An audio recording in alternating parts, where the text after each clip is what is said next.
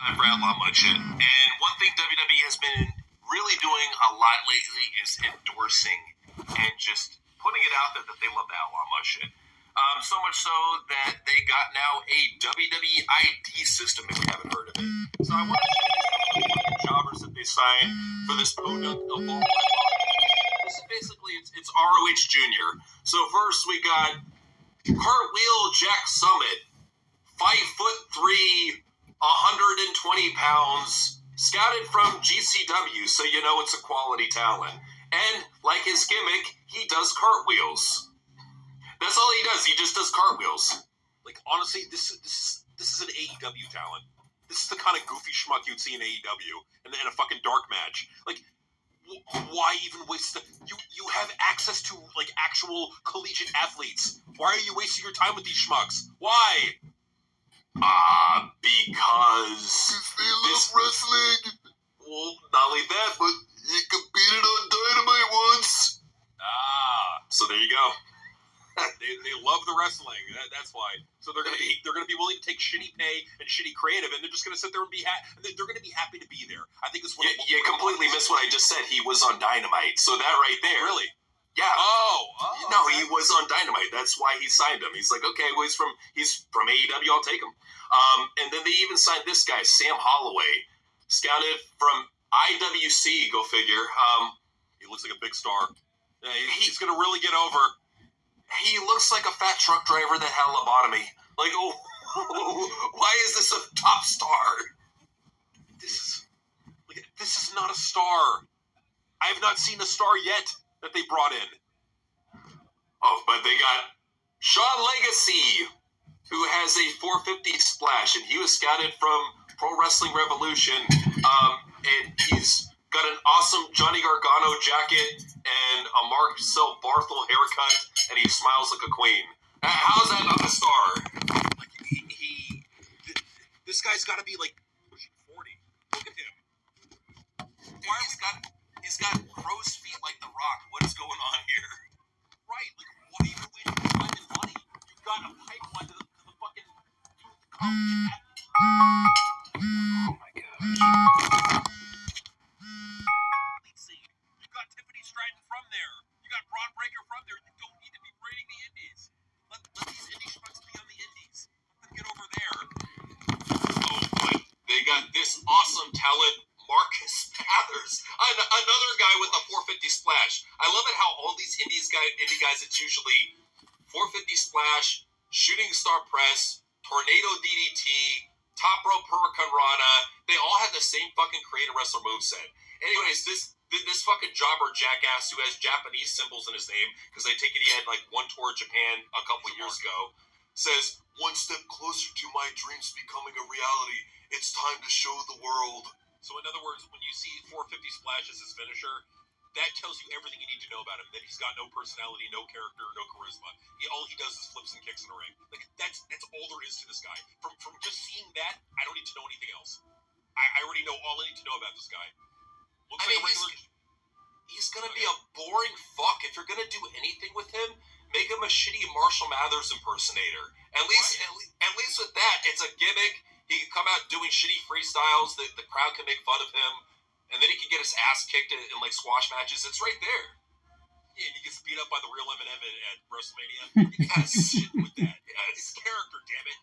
This guy, no one's gonna care. Like, no, he's gonna blend into the fucking mix of other flippy flop jobber wrestlers that they're gonna bring in.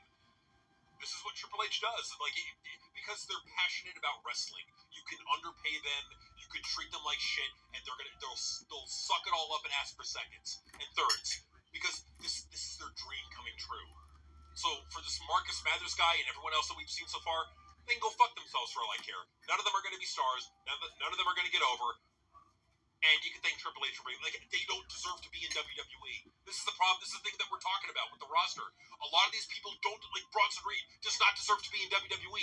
They are not superstars. They're not. Never have been, never will be. What, you don't think Cappuccino Jones with the Froggy Brew and the Decaffeinator isn't going to be a huge star? It's basically, this guy is a shorter, weaker version of Cedric Alexander, who you have in a jobber tag team over in NXT. What's the fucking point of signing this guy? Right? I mean, like, there's two. Cappuccino, like maybe he's got charisma, maybe he's got a personality. Give him a chance, but other than that, not impressed. I'm really not. Froggy if he's the decaffeinator. At least it's character, but it's goofy. gay barista, maybe. Yeah, probably. Yeah. Okay. So now they got females. They got scouted from Millennial Pro Wrestling in SD. Okay, wow. Is Zara Zakir, the petite powerhouse? Yeah, because we don't have enough petite powerhouse in pro wrestling. I mean, Zariah's not enough. Jordan Grace isn't enough. What is it? Zoe Starks is not enough. Now we got Zara Zakar. Who gives a fuck? Who gives a shit? Like, again, another person who's not going to get over. This is not a superstar that we're looking at here. She's not. Never has been. Never will be. She's not meant to be a larger-than-life TV star. She's meant to be a fucking indie jobber. I'm sorry, but it's the facts. It's true. Dude, it's just a Timu Aja Khan. We don't need this shit. Yeah. What is the point of this? Like, you're just bringing, like, we already know how Triple H is with black talent. You already know this is going to be somebody who they just signed for a 3-year contract, and they spend 2.5 years of it in catering. You already know what's going to fucking happen. This honestly feels like a token hire for simply that reason. Yeah, I think that's what it is. I think you just hit the nail on the head there. I think that this pretty much is what that is. This is the problem too. Another problem is that NXT is flooded with people that need TV time, and it's clogged with the fucking Roxanne Perez and the Cora Jades and everybody else. It's like they need TV time. You can't just be signing all these fucking indie jobbers and what ignoring the people you've been building up in NXT that need that TV time to get over. There's too many fucking signings going on. This is because they think that they're making record profits so that they can just flood the roster with all these fucking indie schmucks. Now, they're not bringing them directly into NXT, but that pretty much is the pipeline. That's the point of doing this. The WWE ID system is to do that.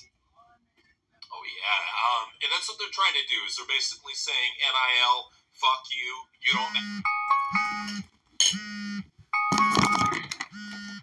matter anymore. Right. Now we got the ID system that's going to basically supersede that. But people are saying, oh, they can still have both. You won't see any NIL talents push from this point forward. It's all going to be ID jobbers in NXT. You can already see what's going to happen. It happened when Triple H took back over NXT. You start seeing this huge Indian fusion going on. And this is one that they talked about for a while, finally got signed through ID. We're talking about Zeta Still. She's a very pretty lady from Combat Zone Wrestling. And you know, if she looks like this, Punk's going to hit on her. Welcome to the program. Yeah, assume the position. Yeah, welcome to the program. It's called my dick. Is that what it is? You don't need voter ID. You got Punk's dick ID. The Punk's dick ID. There you go. You got the little fucking mushroom stamp on your cheek. There you go. That's all you need. 3 inches of power right there, damn it. So you know, Punk, he can't help himself. That's just how he is. So if you're wondering who is headlining. Hello, Moto. This whole thing, we say Gabe Sapolsky is going to be the guy for He is Timothy Thatcher. I don't know if you guys remember him from NXT, but brought him back. He's going to be the coach. He's good at the in-ring shit, but you need somebody who's actually going to teach them how to have charisma and a personality and character. So far, this is looking exactly like Ring of Honor or Evolve or PWG. Black and It's gold. looking like a glorified fucking super. Oh my god. It's like everything that we've been saying Triple H wanted to do, he's doing with WWE now. He's turning the main roster into NXT Black and Gold. He's turning NXT